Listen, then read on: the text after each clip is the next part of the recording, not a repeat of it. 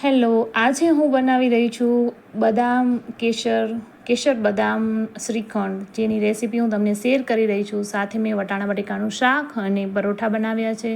વટાણા બટેકાનું શાક એકદમ ટેસ્ટી બનાવવા માટે તેમાં થોડીક સૂકી મેથી, મેગી મસાલો અને થોડોક ગરમ મસાલો નાખશો એટલે એકદમ ટેસ્ટી બને છે. અહીંયા શ્રીખંડ બનાવવા માટે મેં મોડું દહીં લીધું છે અને તેને રાતે જ પાણી કાઢવા માટે મૂકી રાખ્યું હતું, અને તે આપણે એક વાસણમાં લઈ લીધું છે. અને તેને એકદમ સોફ્ટ બનાવવા માટે તેમાં હું મલાઈ નાખું છું. તમે ફ્રેશ મિલ્કની આવે છે બહારની બજારની મલાઈ, એ પણ યુઝ કરી શકો છો. મેં અહીંયા દૂધની મલાઈ યુઝ કરી છે. કેસરને મેં થોડી વાર પાણીમાં રાખી દીધું છે જેથી સરસ કલર આવે, તે એડ કરી દીધું છે. હવે હું તેમાં દળેલી ખાંડ એડ કરીશ, 2 ચમચી, અને થોડુંક ઉપર ખાંડ લીધી છે. અને ત્યારબાદ તેમાં કાજુ બદામનો ભૂકો હું એડ કરીને એને હલાવીશ. એને ખૂબ જ હલાવવું પડે છે, કેમ કે તેમાં થોડીક પણ ખાંડ એકદમ ઓગળી જાય અને એકદમ સ્ટ્રક્ચર એનું સરસ બની જાય, એકદમ સોફ્ટ બને, એટલે એને બહુ જ હલાવવાનું છે. અને આ શ્રીખંડ તમે એકવાર ટ્રાય કરજો, એકદમ બહુ જ સોફ્ટ અને બહુ જ મસ્ત બને છે. મેં પણ આ પહેલી વાર ટ્રાય કર્યો છે, પણ સરસ બન્યો છે. એકદમ હલાવવું પડે છે, કેમ કે તેમાં ખાંડ જો આખી રહી જાય તો ટેસ્ટ બગડી જાય છે.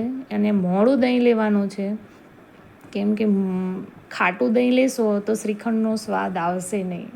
એટલે અમારે પણ બધાને બહુ શ્રીખંડ ભાવે છે, મારા છોકરાઓને પણ. તો મેં અહીંયા શ્રીખંડની ટ્રાય કરી હતી, પહેલી વાર બનાવ્યો છે, પણ બહુ જ મસ્ત એકદમ સોફ્ટ બન્યો છે. મલાઈ નાખી એટલે એકદમ સોફ્ટ બને છે. તો એને ખૂબ જ હલાવીને, એકદમ ઝાઝી વાર હલાવીને એને તૈયાર કરવાનો છે. પછી હું એને એકદમ સોફ્ટ થઈ જાય એ જોવાનું છે કે ખાંડ ઓગળી ગઈ છે અને એકદમ બધું મેચ થઈ ગયું છે. તો હવે આપણે એને બીજા એક વાસણમાં કાઢી લઈશું. એની માટે હું એક બીજું વાસણ લીધું છે અને તેમાં કાઢી લઈશ.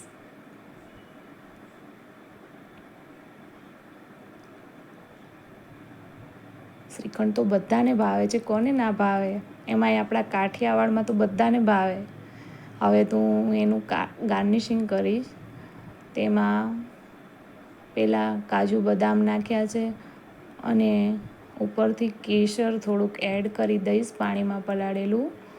તેથી એને બહુ જ મસ્ત એકદમ સરસ દેખાય છે કે કેસર બદામનો શ્રીખંડ છે. તો તૈયાર છે આપણો કેસર બદામવાળો શ્રીખંડ. એકદમ કેવો લાગે છે તમે પણ કોમેન્ટ કરજો, કે કેવું, ટ્રાય કરજો અને કોમેન્ટ કરો, શેર કરો અને સબસ્ક્રાઈબ કરો.